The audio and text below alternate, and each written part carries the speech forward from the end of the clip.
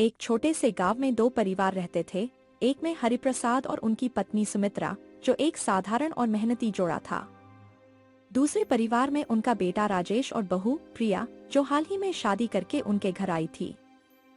सुमित्रा और प्रिया के रिश्ते में शुरुआत से ही एक हल्का सा तनाव था, क्योंकि सुमित्रा ने हमेशा अपनी बहू को अपनी तरह से काम करने की उम्मीद की थी, जबकि प्रिया एक आधुनिक विचारों वाली लड़की थी। राजेश और प्रिया की शादी 1 साल पहले हुई थी। प्रिया, जो एक शहरी परिवार से थी, गांव में सुमित्रा के साथ रहने के लिए आई थी, लेकिन सुमित्रा को उसकी आदतें बिल्कुल भी पसंद नहीं आईं। सुमित्रा के लिए सबसे अहम बात थी कि घर के काम सही समय पर और पारंपरिक तरीके से किए जाएं, जबकि प्रिया के लिए स्वतंत्रता और अपने कामों को अपनी पसंद से करना जरूरी था। माँ, मैं समझती हूँ, लेकिन क्या आप नहीं मानती कि कुछ बदलाव भी जरूरी होते हैं? क्या हम एक नई सोच के साथ नहीं चल सकते? नई सोच ठीक है, लेकिन यह घर हमारी परंपराओं से चलता है।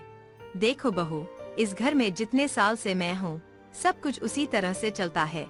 तुम्हें समझना होगा कि यहाँ परंपराएं और समय की पाबंदी बेहद अहम है।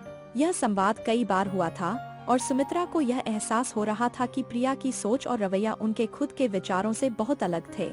वहीं प्रिया को भी महसूस हो रहा था कि सुमित्रा उसे पूरी तरह से अपनाने के लिए तैयार नहीं है। एक दिन राजेश घर से बाहर किसी काम से गया हुआ था और सुमित्रा ने प्रिया से एक और काम करने को कहा। प्रिया ने मना कर दिया, यह कहकर कि वह थोड़ी देर आराम करना चाहती है। सुमित्रा का गुस्सा बढ़ गया। उन्होंने कहा, तुम हमेशा आराम करती रहती हो, क्या तुम सोचती हो कि इस घर के काम खुद ब खुद हो जाएंगे? प्रिया गुस्से में आकर चुपचाप अपने कमरे में चली गई। उसे यह महसूस हुआ कि हर दिन मुझे माँ जी के साथ इस तरह की नोक-झोंक का सामना करना पड़ता है।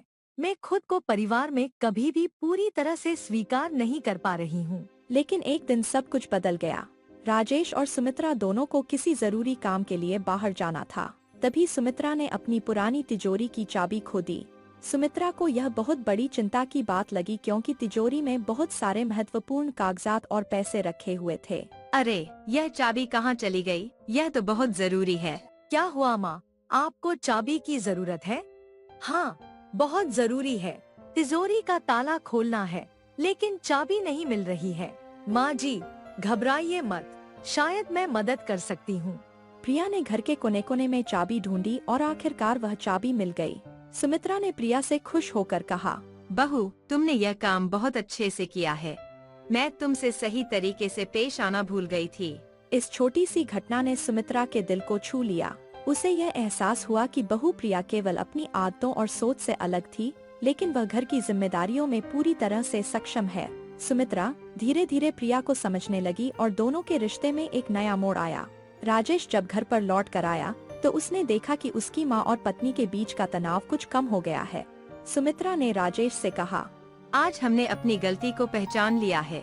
हमें एक दूसरे की सोच और तरीके को समझने की जरूरत है। प्रिया ने भी इसे समझा और उसने सुमित्रा से कहा, माँ जी, मैं जानती हूँ कि मैं आपके तरीके से थोड़ा सा अलग हूँ, लेकिन मैं हमेशा आपका आदर सम्मान करूँगी और इस घर की जिम्मेदारियों को निभाऊंगी।